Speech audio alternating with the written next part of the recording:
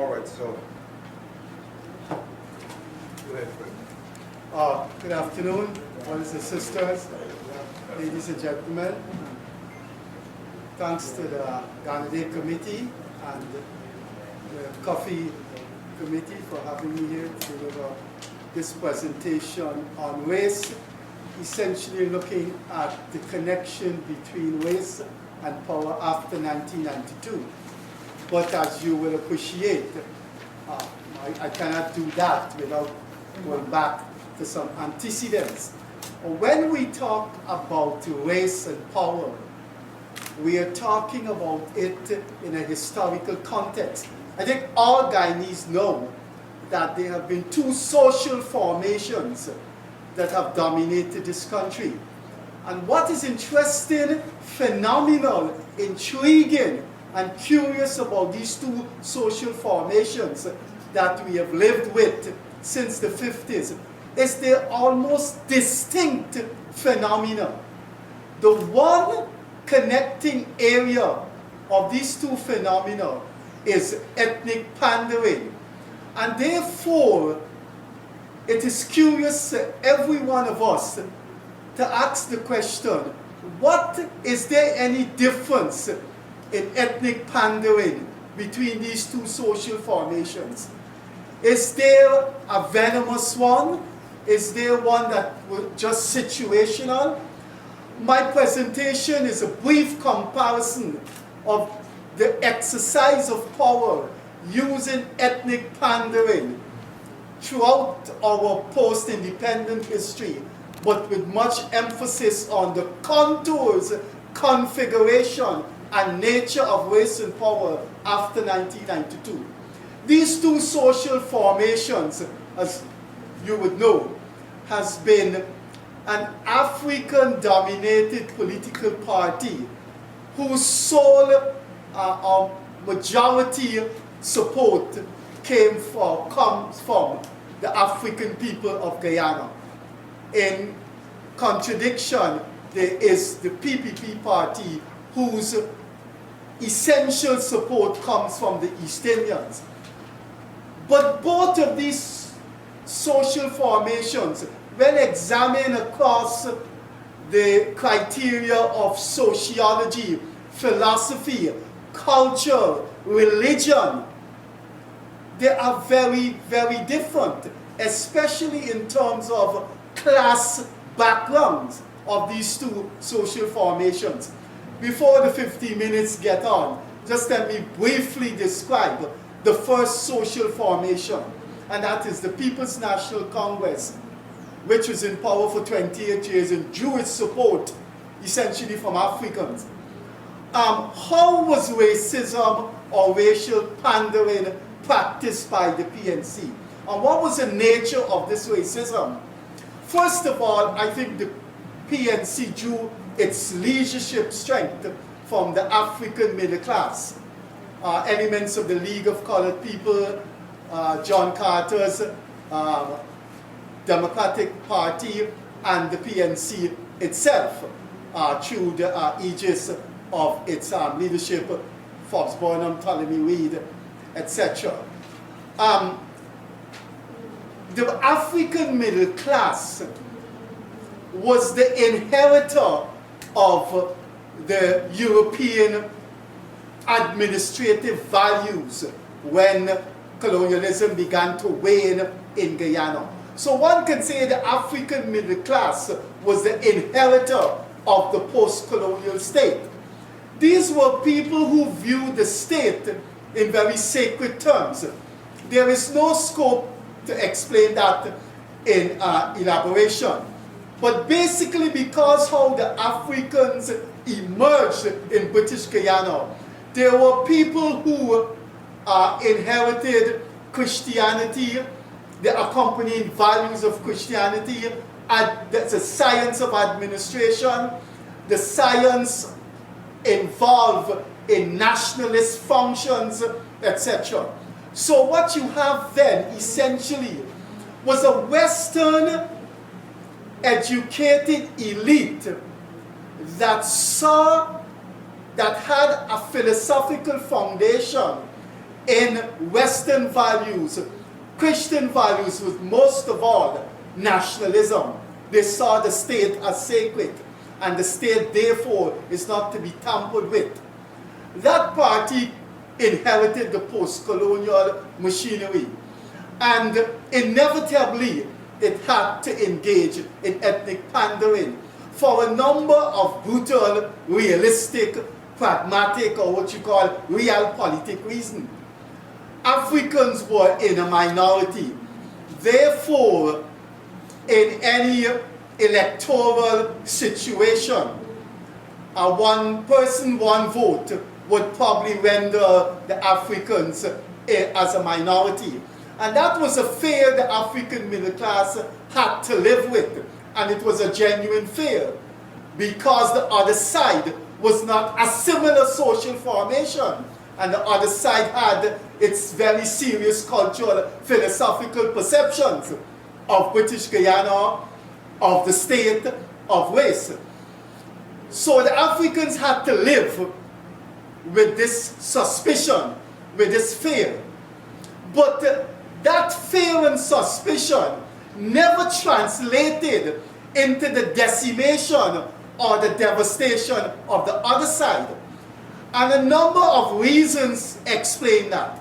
First was the African middle class value of nationalism. Second, I think, was the African middle class adherence to the values of the Enlightenment, the Renaissance, in other words, Western values. But thirdly, the African middle class had no essential philosophical dislike for the other side. That's the East Indian. And I think it had a lot to do with African socialization in British Guyana, their education, etc.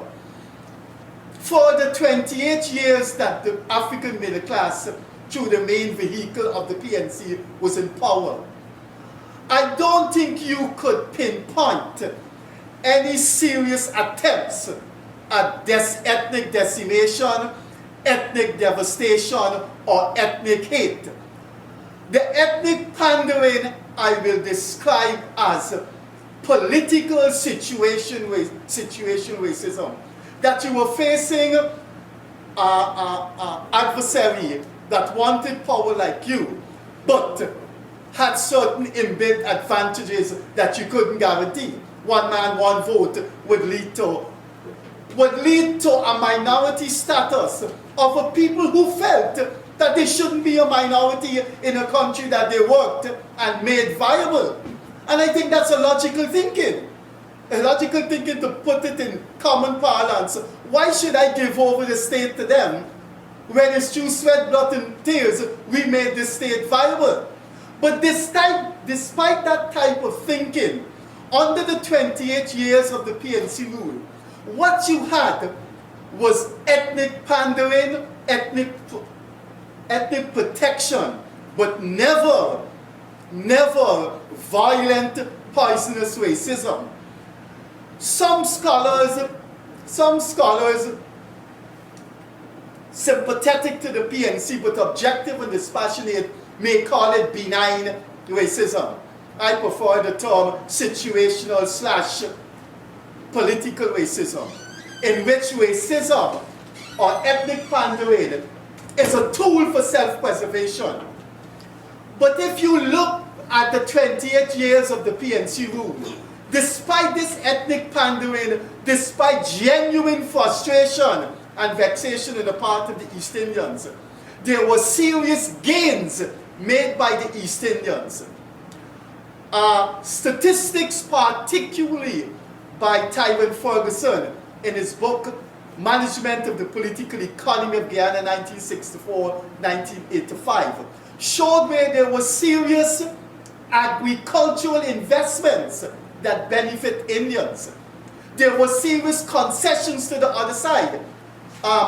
When Forbes Burnham got the state to recognize Gawu, that could have been interpreted as a piece of self-defeat, because Gawu, with its enormous power and its enormous collection of revenues, began to use those revenues to strengthen the PPP.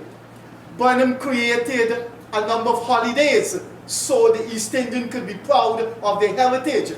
The Kanji Bridge, the Demerara Harbor Bridge. There was investments by this African-dominated government that benefit Indians.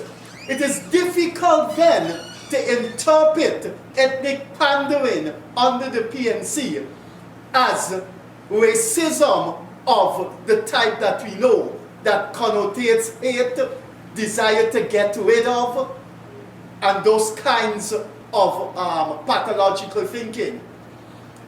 The PNC and the African middle class had to keep a certain predominance of African interests in the state. But what was interesting about the African middle class nationalism is that it drew a line that dangerously and sadly has been removed the past 20 years. And I come to that.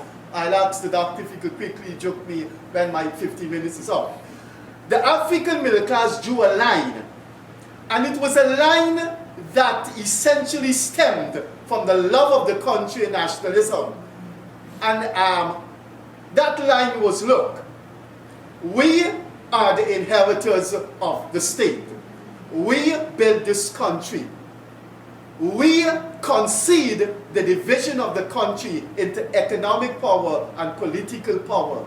And in fact, the African middle class conceded that to the Indians, that for the 28 years the PNC was in power, there was no systematic disentitlement of Indians' land holdings and Indian economic power, to the point that when the African middle class lost power in '92, you could see who owned the land and who owned the wealth now. But Burnham had two pieces of legislation, Land to the Tiller Act and the Acquisition of Land Act. And there was strategic legislation that said, look, this thing lies in a strategic area for the development of the state. This land is not being used. We need this land. And when the Land to the Tiller and the Acquisition of Land Act were implemented, ironically, it benefited Indians too, of which the biggest example is the MMA project. So, when the PNC lost power in 1992, the land was still there. And that is the essential characteristic to remember about the African middle class leadership, that they never conceded domination of the political economy of Guyana. They conceded the line between economics and politics with the African middle class keeping political power. I think I've said enough about the antecedent. Let me come now to 1992. After 1992, the African middle class and the PNC lost power, and a new the other social formation took over. That's the PPP. I describe the PNC as a Western-educated nationalist middle-class party.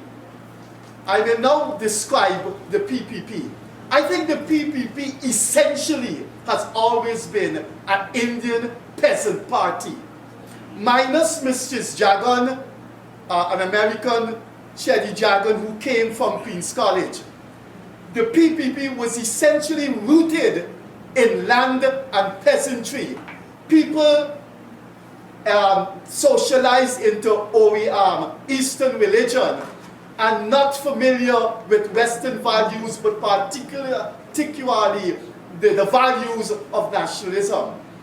The PPP as a peasant Indian party deteriorated badly after the 1964 elections, when much of its Western membership migrated. People like C.R. Jacobs, who owned a big business in Water Street, a few lawyers, a few doctors. By the 1970s, the PPP as a peasant Indian party was fully clothed in that kind of culture. Chedi Jagan and Mr. Jagan and the leadership brought into the PPP a number of Barbadian and Essequibo youths. And I don't mean any insult when I say semi-educated and basically from the country. Strongly Hindu, strongly Muslims. And that, ladies and gentlemen, were the party that inherited power after 1992. These were people who had very little exposure to urban culture, to Western culture, and hardly understood the African Guyanese. These were people who lived all their lives in East Indian enclaves, attended the mosque and the temples every Sunday.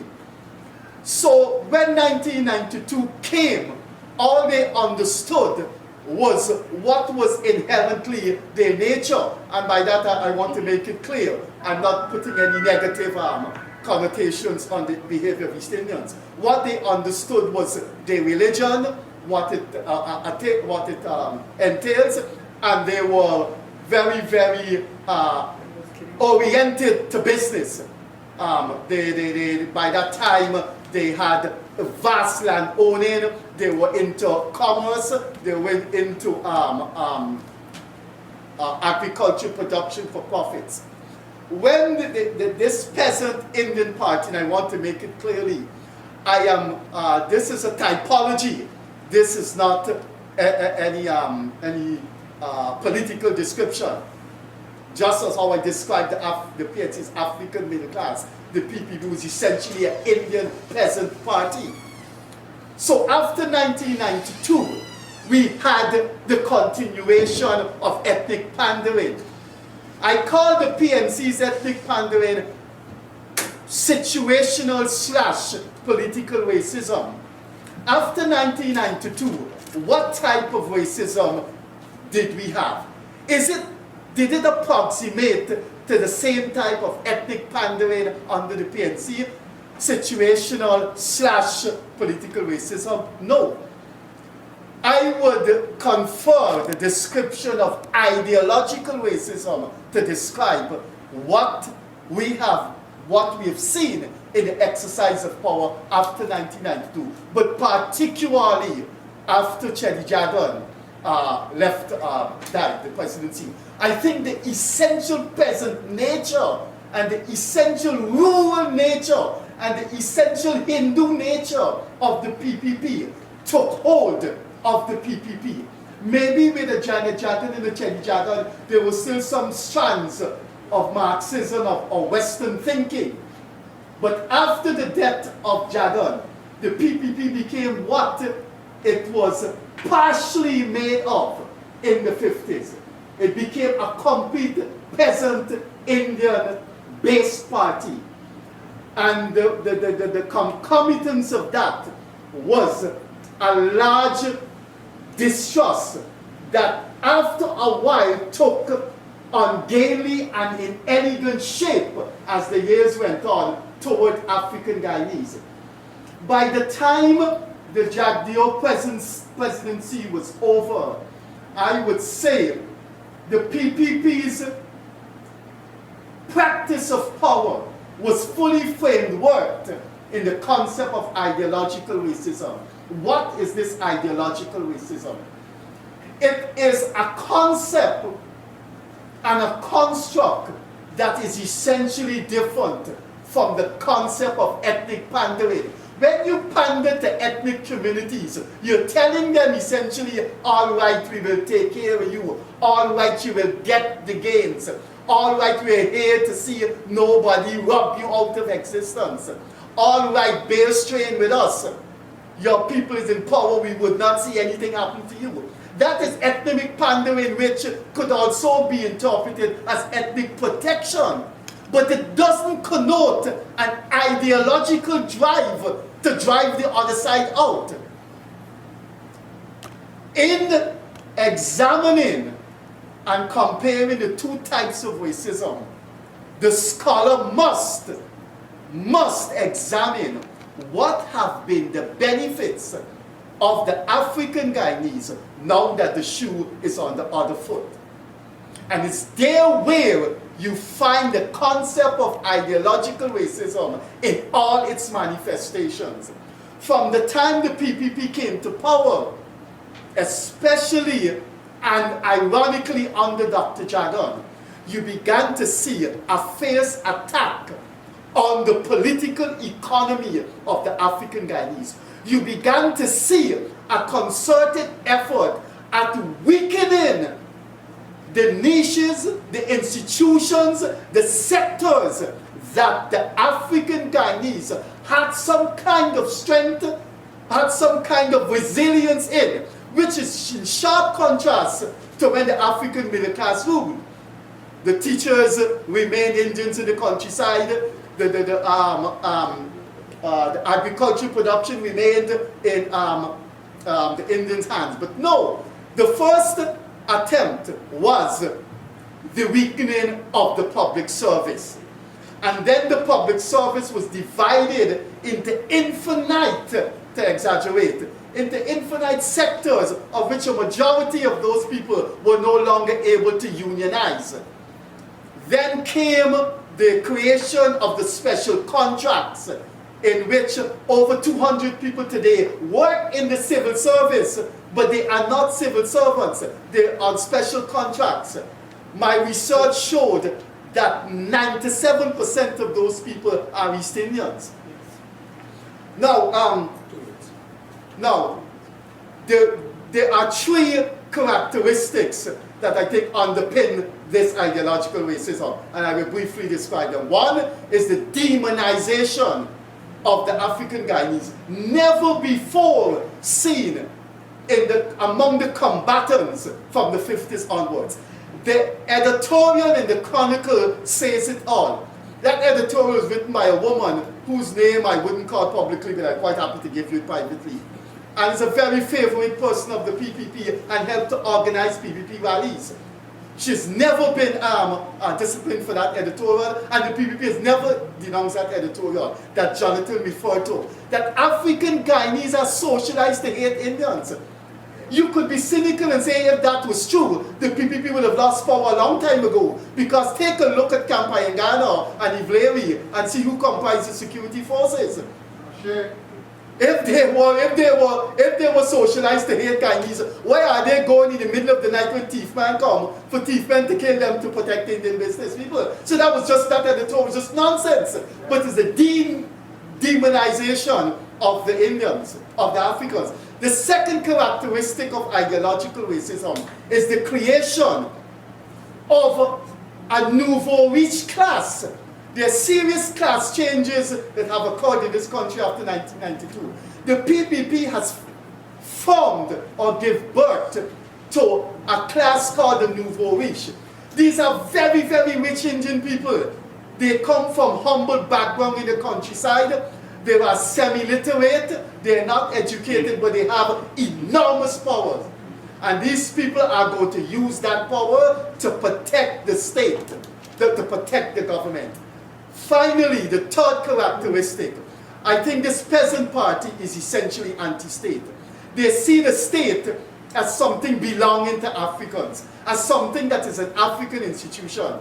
And that explains why state institutions are decaying, and decaying terribly. And I will end with two tragic cases. The President's College and UG. That is because this peasant class in power see the state as belonging to their enemy. And if solutions are not offered out of these academic presentations here, frightening and tragic times await us. Thank you very much.